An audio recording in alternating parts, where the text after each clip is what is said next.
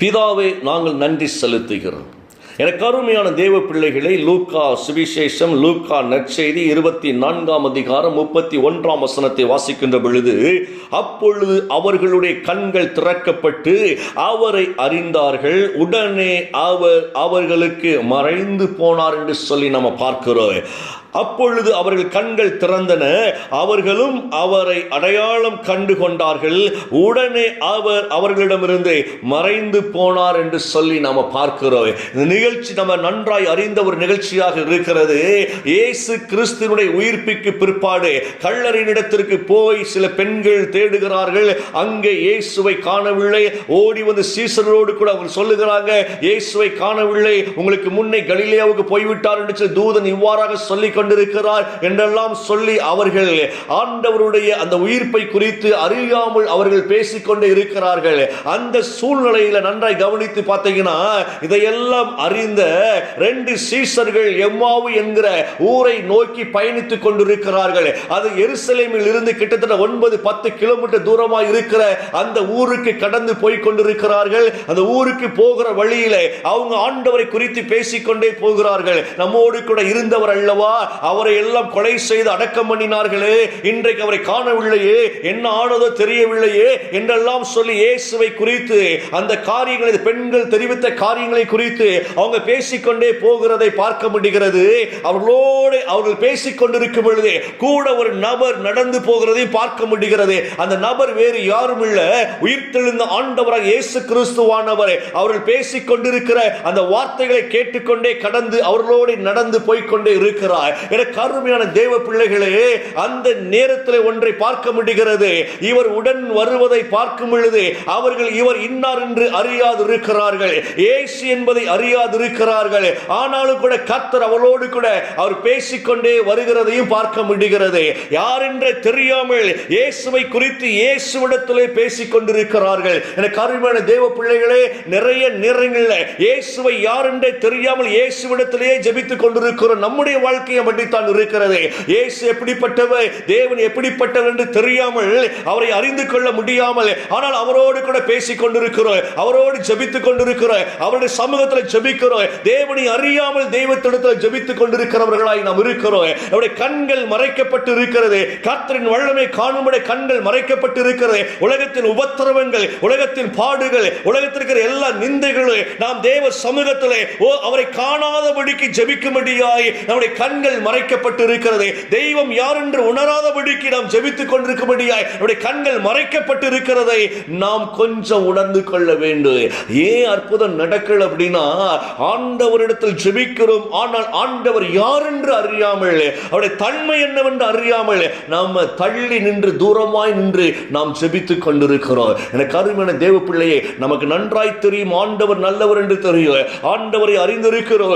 இயேசு உயிர்ப்பித்தவர், அவர் உயிரோடு எழுந்தார், அநேக ஜனங்களை உயிர்ப்பித்தார், அதிசயங்களை செய்தார், இன்றைக்கு செய்து கொண்டிருக்கிறார் என்றெல்லாம் நமக்கு தெரிந்தாலும் கூட நம்முடைய வாழ்க்கையில் இந்த அதிசயங்களை காண்கிறோமா என்கிற ஒரு கேள்வி வருகிற பொழுது, இன்னும் எத்தனையோ தேவைகள் இருந்த சூழ்நிலையில் நாம் அநேக நேரங்களில் சோர்ந்து போய் விடுகிறோம். ஆனால் இங்கு வேதம் அழகாய் சொல்லுகிறது, ஆண்டவர் அவர்களின் கண்களை திறந்தார் என்று சொல்லி. அப்பொழுது இயேசு கிறிஸ்துவானவர் மோசே சொன்ன ஆகமங்களை எல்லாம் அங்கு சொல்லிக் கொடுக்கிறார். அவரோடு பேசிக் கொண்டிருக்கிற பழைய ஏற்பாடு நியாயப்பிரமாணத்தில் கிறிஸ்துவை குறித்த வெளிப்பாடுகள் எல்லாம் எப்படி இருந்தது என்பதை எல்லாம் அவர் பேசிக் கொண்டிருக்கிறார். ஏசாயா வழியாய் வந்த காரியங்களை பேசிக் கொண்டிருக்கிறார். பேசிக்கொண்டு அவர்கள் ஒரு ஊரில் போய் ஒரு வீட்டிற்குள் போகும் பொழுது அந்த சீசர்கள் சொல்லுகிறாங்க, ஐயா, மாலை நேரம் ஆகிவிட்டது, நீ எங்கே போக போகிறீர், வாரும் நீங்களும் எங்களோடு தங்கிக் கொள்ளும் என்று சொல்லி அவங்க ஃப்ரெண்ட்ஸ் ஆயிட்டாங்க. பாருங்களேன், யாருன்னே தெரியாம இயேசுவை ஃப்ரெண்ட்ஸ் ஆக்கி கொண்டாங்க, ஃப்ரெண்ட் ஆக்கி கொண்டாங்க. அப்படியே உள்ள போறாங்க, உள்ள உட்கார்ந்து இருக்கிறாங்க. அங்கே தேவன் தன்னை வெளிப்படுத்துவதை பார்க்க முடிகிறது. அவர் அப்பத்தை பிட்டு தன்னை வெளிப்படுத்துகிறார். அப்பொழுது கண்கள் திறக்கப்படுகிறது. அப்பொழுது கண்கள் திறக்கப்படுகிறது. திறக்கப்பட்டவுடனே இயேசுவை காண்கிறார்கள். எனக்கு அருமையான தேவ பிள்ளை, நல்ல கவனிங்க இந்த வார்த்தையை. இயேசு கிறிஸ்து முதலாவது செய்த காரியம் என்ன அப்படின்னா, சீசர்கள் அறியாதிருக்கிறார்கள் என்பதை அவர் அறிந்து எப்படியாவது சீசருடைய கண்களை திறக்க வேண்டும் என்பதிலே ஆண்டவர் அக்கறை உள்ளவராகவே அவர் இருக்கிறார். ஒன்றாவது காரியம், கண்கள் திறக்க தேவன் விரும்புகிறவராய் இருக்கிறார்.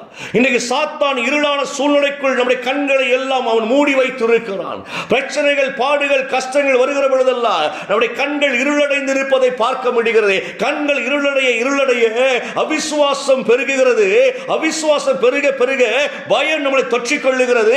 பயம் தொற்றிக் கொண்டவர்களாய் கடைசியில் தேவனை அறியாதபடிக்கு நம்முடைய கண்களும் குருடாக்கப்பட்டவர்களாய் சிந்திக்க முடியாதபடிக்கு பல கேள்விகளோடு நாம் சோர்ந்து போய் கடவுளே வேண்டாம் என்று சொல்லக்கூடிய அளவுக்கு தள்ளப்படுகிறோம்.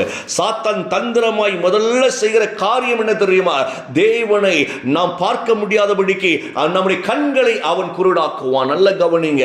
கர்த்தரை அறிந்து கொள்ள முடியாதபடிக்கு அறிவு கண்களை குருடாக்குவான். உலகத்தை காமிப்பான். பார், அவர்கள் என்னெல்லாம் தப்பு பண்றாங்க, ரொம்ப நல்லா இருக்கிறாங்க, இவங்க என்னெல்லாம் தப்பு பண்றாங்க, நல்லா இருக்கிறாங்க, நீ ஆண்டவர் ஆண்டவர் என்று சொல்லி என்னத்தை போய் இன்னை ஜெபித்து என்ன பிரயோஜனம் என்றெல்லாம் சொல்லி பல காரியங்களை கொண்டு வருவான். பாருங்களேன், அங்க பாரு, அவன் கொள்ளடிச்சவமா எப்படி இருக்காமாரு, இவன்லாம் எப்படி இருக்காமாரு, நீ எல்லாம் ஆண்டவர் ஆண்டவர் சர்ச்சுக்கெல்லாம் போய் கொண்டு இருக்கிறே, அழுது அழுது ஜோம் பண்ணி கொண்டு இருக்கிறே, இன்னும் புருஷன் மாறலையே, இன்னும் பிள்ளைங்க மாறலையே, இன்னும் கண்ணீர் துடைக்கப்படலையே, இன்னும் மனைவி மாறலையே, எதுக்கு ஜெபம் பண்ணி என்று சொல்லி நம்முடைய ஃபெய்த் இருக்கு பாருங்களேன், நம்முடைய விசுவாசத்தை அவன் விசுவாசிக்க முடியாதபடிக்கு பிரச்சனைகளை காண்பித்து குருடாக்கி கொண்டே இருப்பான். சோ அவனுடைய தந்திரம் அது. நிறைய நேரங்களில் நம்ம குருடாக்கப்படுகிறோம். நிறைய நேரங்களில் தேவனை அறிந்திருந்தாலும் கூட, ஜெபிக்க தெரிந்திருந்தாலும் கூட, விசுவாசத்தோடு ஜெபித்து ஜெயம் எடுக்க முடியாதபடிக்கு நம்ம கண்கள் மறைக்கப்படுவதை பார்க்க முடிகிறது. உடனே உலகத்தை தான் அப்படியே சுத்தி பார்ப்போம். அவங்கெல்லாம் சூப்பரா இருக்காங்களே, இவங்கெல்லாம் சூப்பரா இருக்காங்களே, நமக்கு ஏனையா அந்த காரியம் என்றெல்லாம் சொல்லி புலம்புவோம். பாருங்களேன், இது சாத்தானின் தந்திரம். உலகத்தை பார்க்காதீங்க. உண்டாக்கின தேவனை கர்த்தரை காணும்படியாய் நம்முடைய கண்கள் திறக்கப்படுவதற்கு ஆண்டவர் விரும்புகிறவராய் இருக்கிறார். சோ நம்பர் 1, தேவன் நம்முடைய கண்களை திறக்கிறவர், நம்முடைய கண்களை திறக்கிறவர். நல்ல கவனிங்களே, வேதத்தில் இல்லாத ஒரு காரியத்தை நான் உங்களுக்கு சொல்லுகிறேன். அந்த மல்கூஸ் எனக்கூடிய ஒரு மனுஷன் இயேசு கிறிஸ்துவுடைய விழாவில் அவன் ஈட்டியால் குத்துகிற பொழுது அவன் வரலாறு சொல்லுகிறது, அவர் விழாவில் விழுந்த அந்த ரத்தமும் தண்ணீரும் இருக்கமல்லவா, அந்த மனுஷனின் கண்களில் பட்டு அவன் பார்வை அடைந்தான் என்று சொல்லி பார்க்கிறோம். எனக்கு அருமையான தேவ பிள்ளைகளே, மரணத்தின் நேரத்தில் கூட இயேசுவிடமிருந்து புறப்பட்ட அந்த ரத்தம் இருக்கு பாருங்க. அந்த மல்கூஸ் என்கிற அந்த மனிதனுடைய கண்கள், அவன் ஒரு கண்கள் பார்வையற்றவனா இருந்தான். அந்த ஒரு கண்களிலே அந்த ரத்தம் பட்டு அவன் கண்கள் திறக்கப்பட்டது என்பதை நாம் அறிந்து கொள்ளுகிறோம். இன்னைக்கு நான் சொல்லட்டுமாங்க, நம்முடைய கண்களை திறக்கும்படி இயேசு பூமிக்கு அனுப்பப்பட்டாருங்க. அநேக நேரங்கள்ல தேவனை அறிய முடியாதபடி குழம்பிக் கொண்டிருக்கிறோம் அல்லவா, தேவனை அறிய முடியாதபடி தூரமாய் ஓடிக்கொண்டிருக்கிறோம் அல்லவா, பயம் தொற்றிக் கொள்ளுகிறது. இப்படிப்பட்ட நிலையில ஒன்றை புரிந்து கொள்ள வேண்டும், தேவன் யார் என்பதை காணும்படியாய் நம்முடைய கண்கள் திறக்கப்பட தேவன் விரும்புகிறார். இரண்டாவது காரியம், அந்த சீசர்கள் சொல்லுகிறாங்க பாருங்களேன். அதே லூக்கா நற்செய்தி 24:32 வாசிக்கின்ற பொழுது, ஓ ஆண்டவராய் இயேசு கிறிஸ்துவானவர் நம்மோடு கூட பேசினவர், அவர் நமக்கு விளக்கம் காட்டின பொழுது, வார்த்தைகளை சொன்ன பொழுது நம்முடைய இருதயம் நமக்குள்ளே கொழுந்து விட்டு எரியவில்லையோ என்று அவர்கள் பேசுகிறார்கள். அப்ப இயேசு பேச பேச பேச அவங்களுடைய இருதயமானது கொழுந்து விட்டு எரிகிறதாங்க.